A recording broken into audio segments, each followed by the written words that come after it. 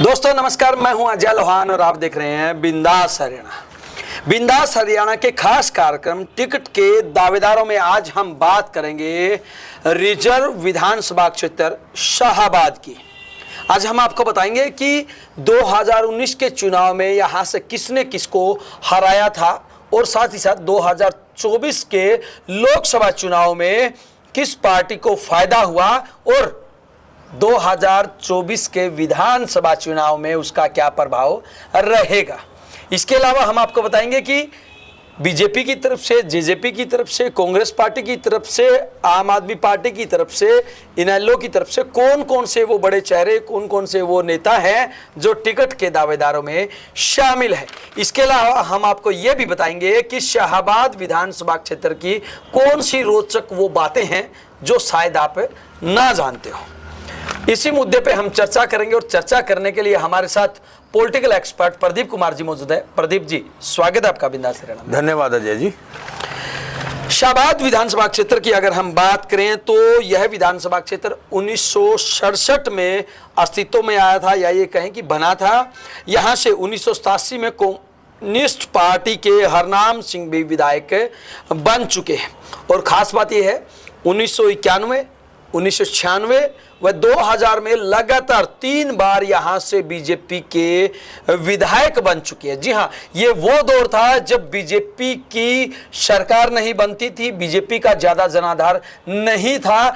उस दौर में भी यहां से लगातार 3 बार बीजेपी के विधायक रह चुके हैं। और 2014 की अगर हम बात करें, 2014 में कृष्ण बेदी यहां से बीजेपी के विधायक बने थे और 2009 में अनिल धनतोरी यहां से कांग्रेस पार्टी की तरफ से विधायक बने थे और 2005 में खैराती लाल यहां से कांग्रेस पार्टी की तरफ से विधायक बने थे। वहीं अगर हम 2019 की बात करें तो 2019 में ना बीजेपी आगे बढ़ पाई ना ही कांग्रेस पार्टी।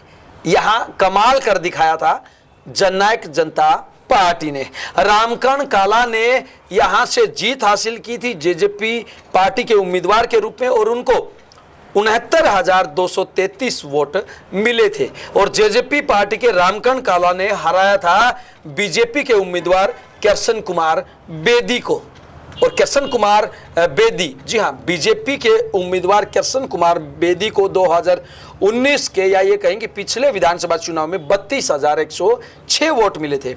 वहीं तीसरे स्थान पर जो पार्टी रही थी वो थी कांग्रेस पार्टी, जो आजकल अपने आप को बहुत ज्यादा मजबूत बताती है। उस दौर में 2019 के चुनाव में अनिल कुमार धनतोरी ने यहां से चुनाव लड़ा था और केवल 18,844 वोट अनिल कुमार धनतोरी, जो कि कांग्रेस पार्टी के उम्मीदवार थे, उनको मिले थे। और वहीं आईएनएलडी पार्टी चौथे स्थान पर रही थी। संदीप कुमार ने यहां से चुनाव लड़ा था और मात्र 1,596 वोट उनको मिले थे। वहीं बीएसपी की अगर हम बात करें तो बीएसपी के उम्मीदवार शकुंतला भट्टी, इनको केवल 1,398 वोट मिले थे, 5वें स्थान इनको मिला था। वहीं अगर हम 2024 के लोकसभा चुनाव की बात करें तो यहां पे माहौल बदला हुआ नजर आया। कुरुक्षेत्र लोकसभा सीट के ऊपर गठबंधन का उम्मीदवार था, सुशील गुप्ता यहां से उम्मीदवार थे। और यहां से खास बात यह है कि शाहाबाद विधानसभा क्षेत्र से 11,657 वोटों से गठबंधन के उम्मीदवार सुशील गुप्ता की जीत हुई थी 11,657 वोटों से। कहीं ना कहीं विधानसभा चुनाव में जेजेपी के उम्मीदवार जीतते हैं और 2024 के लोकसभा चुनाव में आम आदमी पार्टी के उम्मीदवार कहें या फिर गठबंधन के उम्मीदवार की यहां पर 11,657 वोटों से जीत होती है। काफी बदलाव जो है वो 2019 के चुनाव में और 2024 के लोकसभा चुनाव में देखने को मिला था। यहाँ के अगर हम मतदाताओं की बात करें तो ग्रामीण मतदाता जो हैं वो करीब 1,45,000 के करीब है। शहरी मतदाताओं की बात करें तो करीब 39,000 के करीब है। एससी मतदाताओं की जो आबादी है वो 75,000 के करीब है। बीसी मतदाताओं की आबादी करीब 80,000 के करीब है और जाट मतदाताओं की आबादी करीब 15,000 है और राजपूत मतदाताओं की आबादी करीब 10,000 है।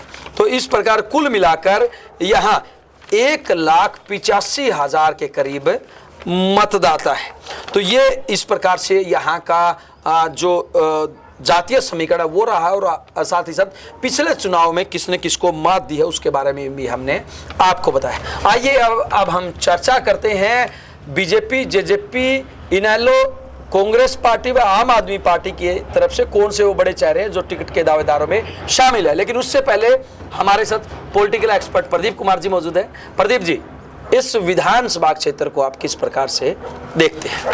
देखिए अजय जी, शाहबाद विधानसभा क्षेत्र जो है वो दिल्ली चंडीगढ़ नेशनल हाईवे के ऊपर है, जो उत्तरी हरियाणा में, जिसको वर्तमान में हम भारतीय जनता पार्टी के एक मजबूत इलाके के रूप में जानते हैं जी।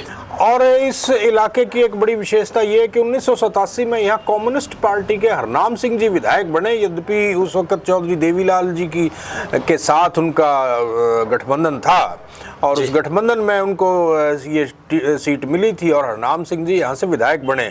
और उससे अगले चुनाव में कम्युनिस्ट पार्टी के विपरीत विचारधारा की पार्टी भारतीय जनता पार्टी के उम्मीदवार यहाँ से विधायक बने। तो ये एक बड़ा अलग तरीके का कह सकते हैं विधानसभा क्षेत्र है। और यहाँ पे किसान आंदोलन का भी जो गढ़ रहा है ये इलाका हाईवे के ऊपर, क्योंकि पीपली से हरियाणा में किसान आंदोलन की शुरुआत हुई थी इस इलाके से। तो मैं समझता हूँ कि काफ़ी बड़ा राजनीतिक तौर पे बड़ा जागरूक इलाका है। और अगले विधानसभा चुनाव में भी वर्ष 2024 का जो आने वाला विधानसभा चुनाव है उसमें भी कहीं ना कहीं यहाँ से आश्चर्यजनक परिणाम आने की उम्मीद दिखाई पड़ती है। जी बिल्कुल, चकित करने वाले परिणाम यहाँ से आ सकते हैं।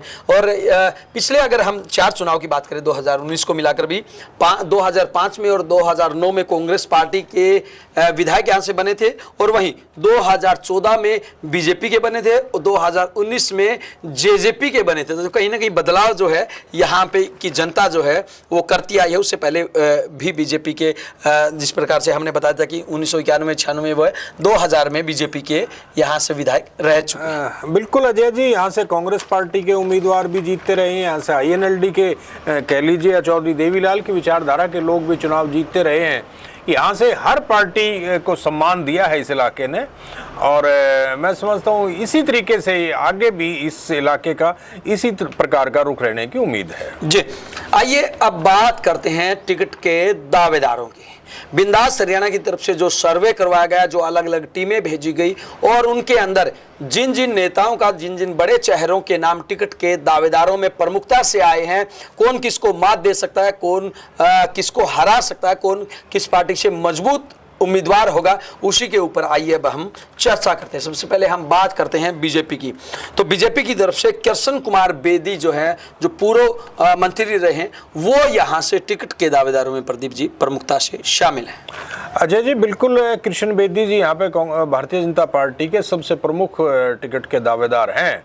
वो वर्ष 2014 में यहाँ से विधायक बने, मंत्री बने, और जब 2019 में वो जब चुनाव हार गए थे उसके बाद भी पूर्व मुख्यमंत्री श्री मनोहर लाल खट्टर जी ने उनको अपना राजनीतिक सचिव के तौर पे नियुक्त किया।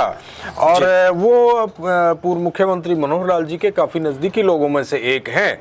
उस नाते से उनकी दावेदारी मैं समझता हूँ भारतीय जनता पार्टी के उम्मीदवार के तौर पे बहुत अच्छी और सबसे मजबूत दावेदारी मैं मानता हूँ कि उनकी रहेगी।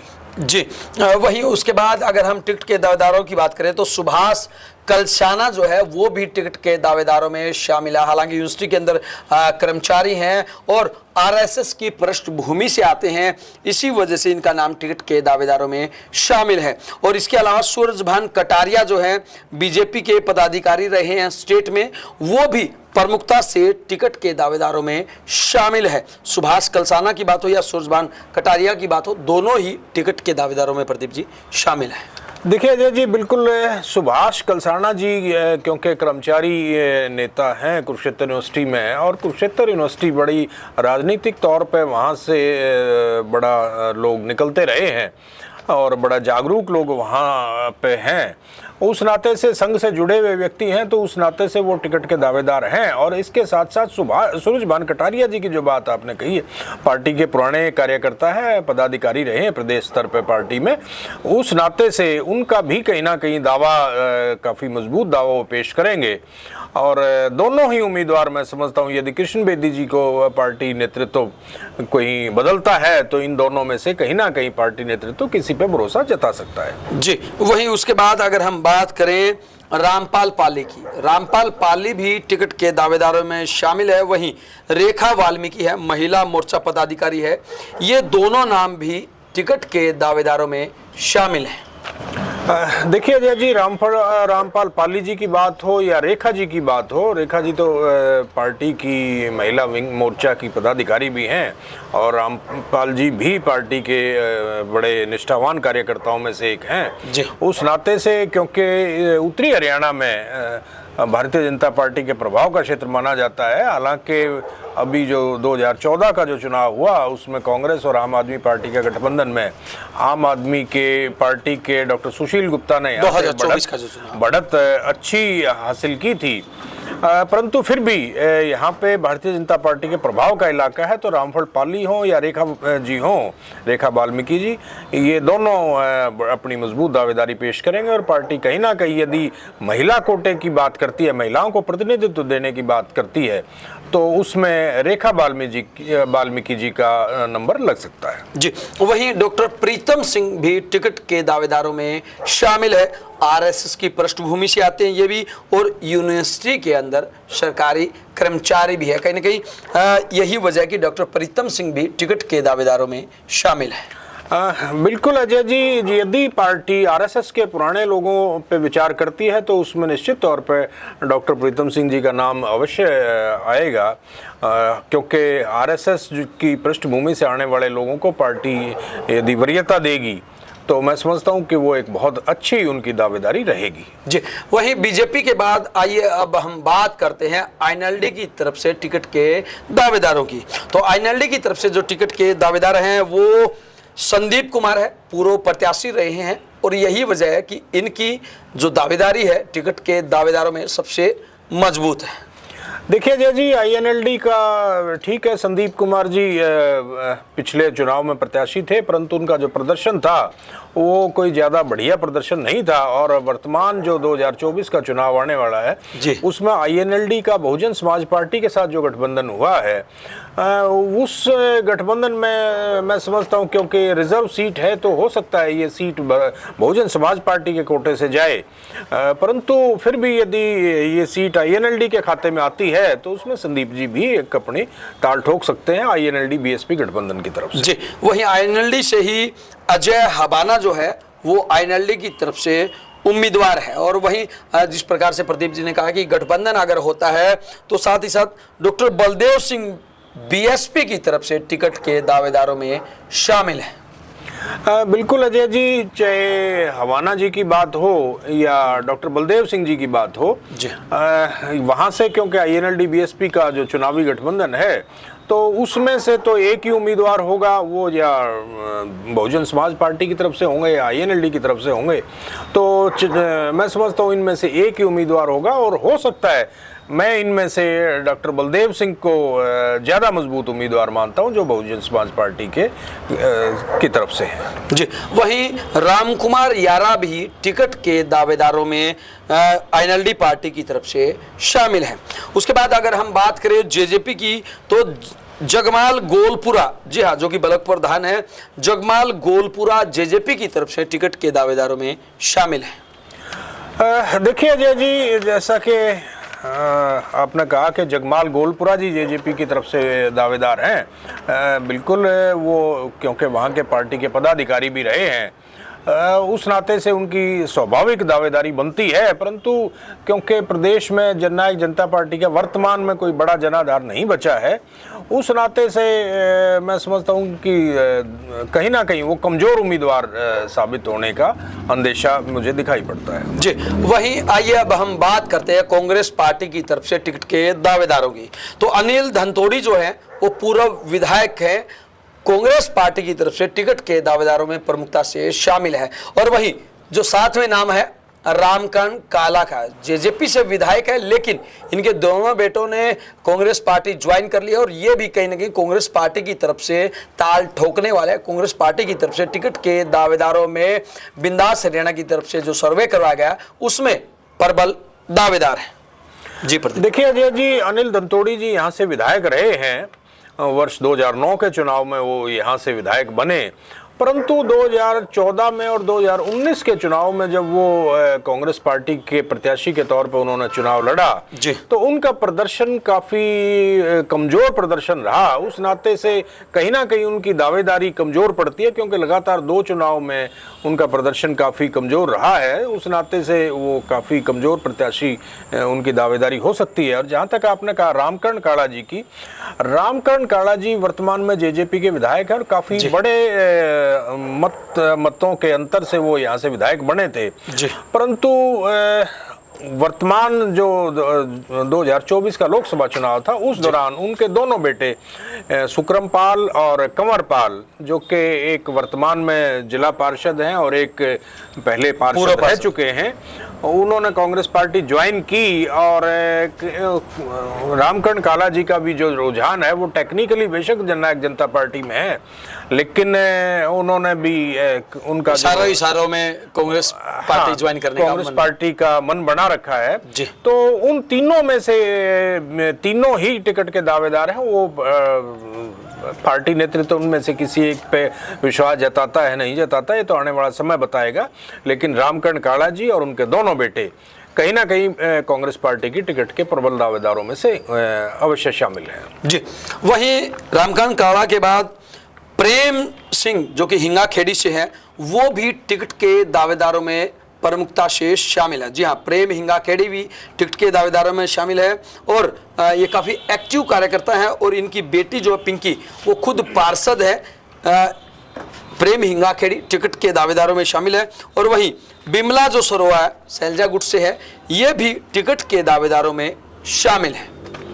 अजय जी देखिए, प्रेम सिंह जी की जहाँ तक बात है, हम पहले उन पर चर्चा करते हैं। उनकी बेटी जिला पार्षद हैं और सामाजिक राजनीतिक सामाजिक कार्यकर्ता हैं, काफ़ी लोगों से जुड़े रहने वाले व्यक्ति हैं और काफ़ी सक्रिय कार्यकर्ता हैं। तो उस नाते से उनकी स्वाभाविक दावेदारी है। पिछले चुनाव में भी इनका जो नॉमिनेशन था वो किन्हीं कारणों से कैंसिल हो गया था, हालांकि ये मजबूत उम्मीदवार था। इनके भाई ने चुनाव लड़ा था, वो भी बहुत अच्छे वोट लेके गए। बिल्कुल बिल्कुल, आपने सही कहा कि वो कांग्रेस पार्टी के प्रबल दावेदारों में से एक हैं। और जहां तक बिमला सरोहा जी की बात है, वो पार्टी की पदाधिकारी भी रही हैं और शैलजा गुट से आती हैं, क्योंकि उधर उत्तरी हरियाणा में, क्योंकि शैलजा जी अंबाला लोकसभा से 2 बार सांसद रही और उनका काफी प्रभाव है, शैलजा गुट से आती हैं।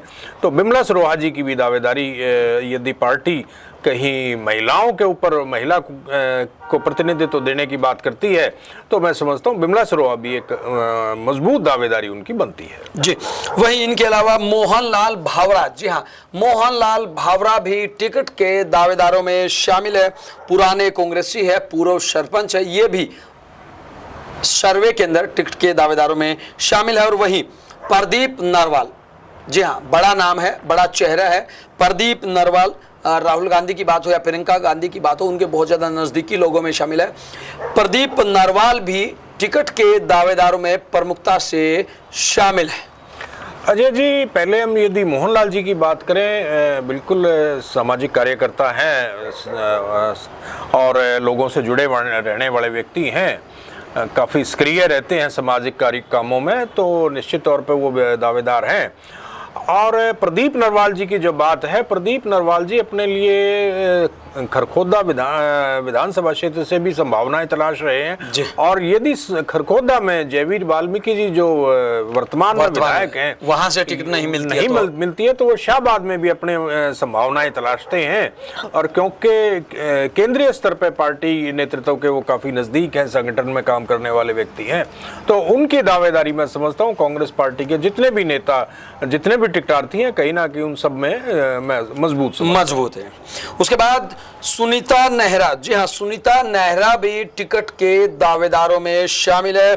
पूर्व जिला परिषद की वाइस चेयरमैन रही है। और इसके अलावा डॉक्टर जीत सिंह शेर जो कि यूनिवर्सिटी में कर्मचारी है, ये दोनों भी टिकट के दावेदारों में शामिल है।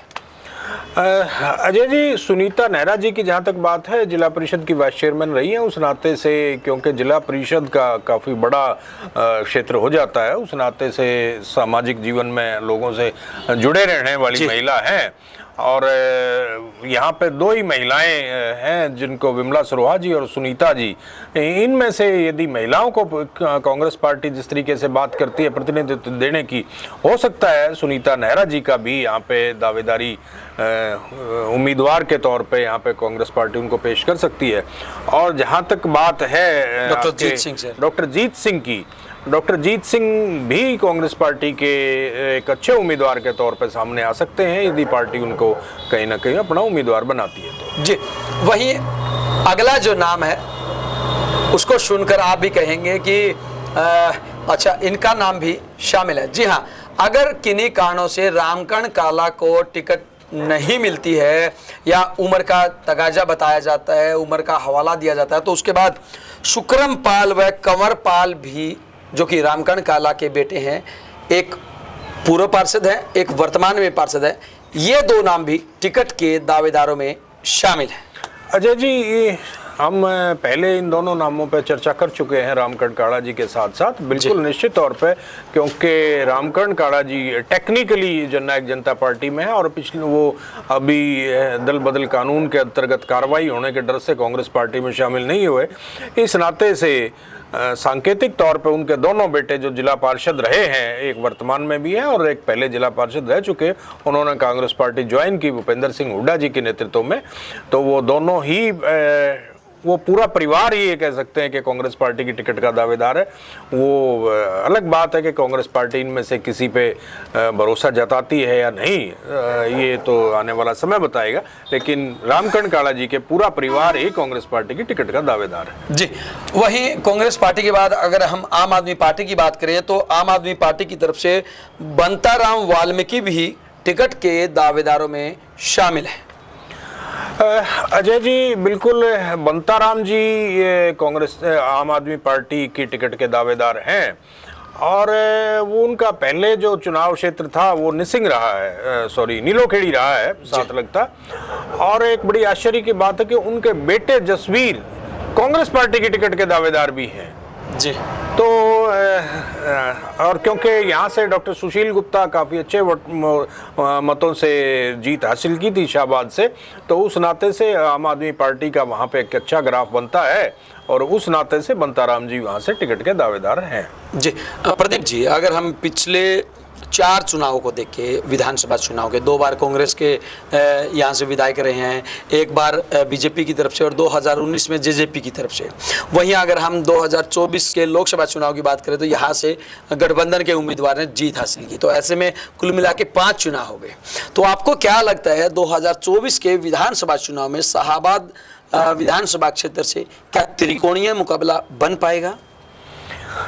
अजय जी, वर्तमान परिस्थितियों में मैं त्रिकोणीय मुकाबला तो नहीं देखता, क्योंकि वहाँ पे आम आदमी पार्टी के जो उम्मीदवार थे उनकी जो बढ़त मिली है उसमें कहीं ना कहीं कांग्रेस पार्टी का योगदान ज़्यादा रहा है। इसलिए मैं समझता हूँ शायद त्रिकोणीय मुकाबला वहाँ पे ना हो, सीधा मुकाबला भारतीय जनता पार्टी और कांग्रेस के बीच में रहने की उम्मीद मैं देखता हूँ। लेकिन हाँ, आम आदमी पार्टी का वहाँ पे जो उम्मीदवार होगा वो काफ़ी प्रयत्न आवश्यक रहेगा, पर मैं त्रिकोणीय मुकाबले में शायद ना हो। जी बिल्कुल, ये थी शाहाबाद विधानसभा क्षेत्र के बारे में संपूर्ण जानकारी, जिसके माध्यम से हमने आपको बताने की कोशिश की कि आखिरकार यहाँ के जातीय समीकरण और यहाँ के विधानसभा चुनावों का समीकरण और यहाँ के नेताओं का जो पिछला भविष्य रहा है या पिछला जो दौर रहा है वो कैसा था और आने वाले समय में कौन यहाँ से विधायक बन सकता है, कौन प्रमुख टिकट के दावेदारों में शामिल है।